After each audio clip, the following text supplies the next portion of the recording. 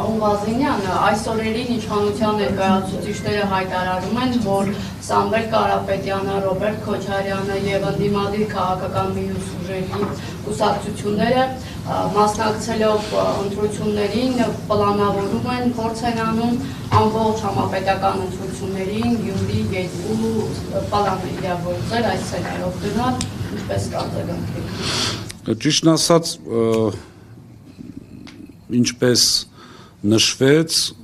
մեր կուսակցությունը ունի խորհուրդ, ես խորհրդի անդամ եմ, ինչի եմ սա շեշտում, որովհետև ենթադրում եմ, որ պետք է որ այսպիսի քննարկում լինելու դեպքում մասնակցած լինեմ, այդպիսի քննարկում բացարձակ չի եղել, մենք չենք դիտարկում որևիցե այլ սցենար, քան որակյալ մեծամասնությունը վերցնելու։ Կգա ժամանակը, կհասկանանք, կտեսնենք, այս պայդրությամբ որևիցե բան չի քննարկվել և չի քննարկվում։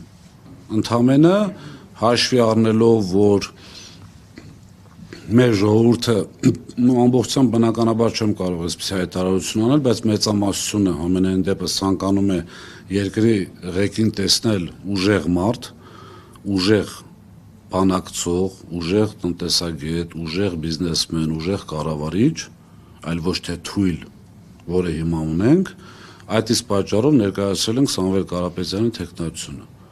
Հիմա մենք եղել ենք շատ ազնիվ, մենք տակից ոչ մի բան չենք արել, ի սկզբանե մեր ճանապարհային քարտեզը հրապարակել ենք եւ բնականաբար համանդրական